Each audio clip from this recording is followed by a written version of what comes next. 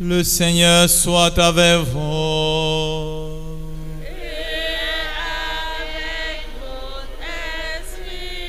Évangile de Jésus-Christ selon saint Luc.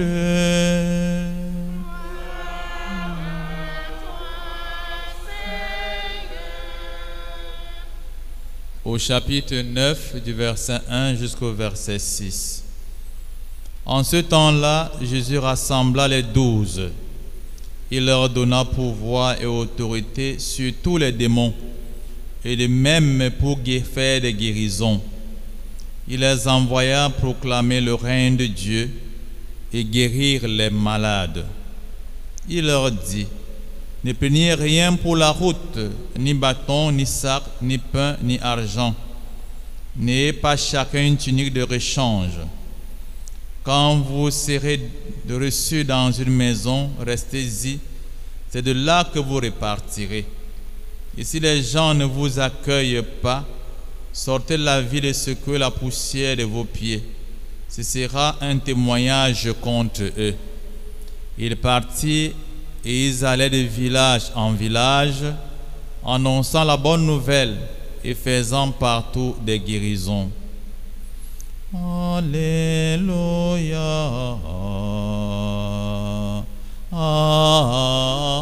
Alléluia. Alléluia.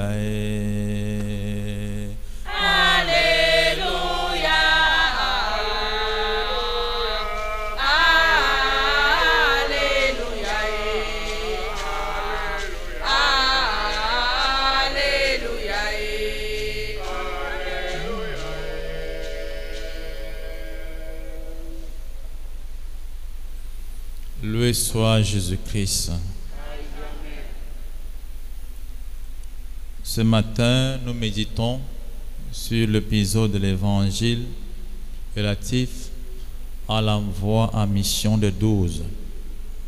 Il faut dire précisément que Jésus décide d'envoyer ses 12, ses compagnons, en mission. Mais le titre qu'il faudrait bien ou alors utiliser ici, c'est dire qu'il les envoie en stage parce qu'ils sont encore en formation et il veut peaufiner leur formation par un stage. Jésus les envoie en mission, non pas en ville. C'est plus tard qu'il les enverra en ville. Il va les envoyer en mission dans des villages. C'est là où ils vont essayer, seront mis à l'épreuve pour voir s'ils ont assimilé les conseils ou alors tout ce que Jésus est en train de les apprendre. Avant de les envoyer en mission, Jésus commence par leur transmettre un pouvoir ou alors une force. L'évangéliste Saint Luc dit: il leur donna à la fois le pouvoir et l'autorité sur tous les démons et même pour faire des guérisons. C'est Jésus avait ce pouvoir-là. Il le transmet maintenant aussi à ses 12 apôtres.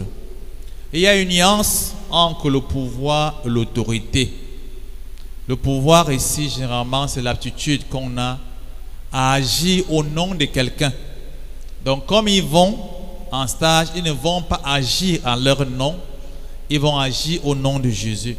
Donc, c'est un mandat qu'il leur donne ou alors une procuration pour pouvoir parler et poser des actes en son nom. L'autorité ici, c'est comme une force de domination, une ascendance. Et Jésus souligne bien la nature de cette autorité. Ils auront l'autorité sur les démons et même pour faire des guérisons. Jésus commence donc par leur donner cette force pour pouvoir faire reculer toutes les forces du mal, toutes les forces de destruction qui abîment soit la société humaine ou alors la nature de l'homme. Et ce pouvoir était très important pour eux pour aller manifester le royaume de Dieu. Donc c'est que Jésus commence d'abord par leur donner. Il reste fidèle à la pédagogie de son Père. Même quand Dieu avait créé l'homme et la femme, avant de les envoyer en mission pour la famille, pour la procréation, il les bénit d'abord. Il leur donne ce pouvoir. Ensuite, Jésus va dessiner le cadre de leur mission. ils auront deux missions ou alors deux axes.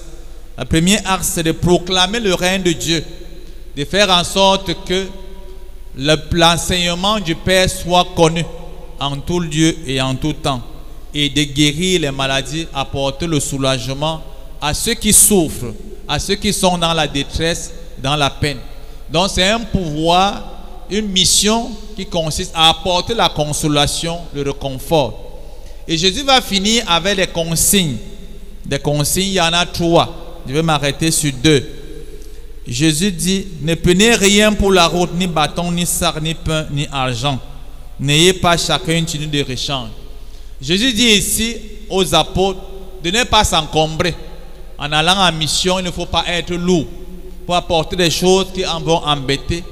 Comme il ne faut pas s'encombrer, il faut faire confiance à la providence de Dieu. Car c'est Dieu lui-même qui pourvoira à leurs besoins à travers des frères et des sœurs qu'ils vont rencontrer sur le chemin.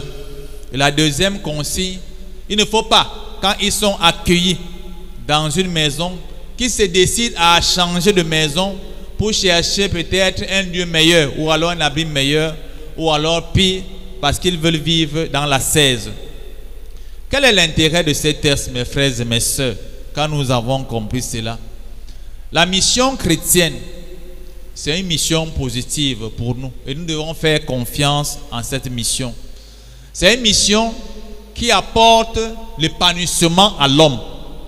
La mission d'évangélisation, c'est pour relever l'être humain et lui redonner les capacités que Dieu avait en lui, mis en lui dès l'origine. La mission d'évangélisation, c'est pour travailler à la construction d'une société meilleure. Mais il faut savoir qu'il y a des obstacles qui peuvent être dressés sur le chemin. Des obstacles qui sont érigés et qui peuvent entraver cette mission. C'est pourquoi l'intérêt, c'est de savoir qu'il y a d'abord un pouvoir qui consiste à faire reculer le mal qui est à l'origine. Quand Jésus parlera ici de démons, il s'agit des forces du mal qui sont dans la nature, soit qui peuvent s'incarner dans la vie de l'homme et commencent à faire de l'homme un simple instrument, ou alors des hommes, par méchanceté, par perversité, eux-mêmes invoquent ces forces-là pour pouvoir dominer sur les autres. C'est ce que nous appelons les forces du mal, ou alors les forces sorcières, les forces démoniaques.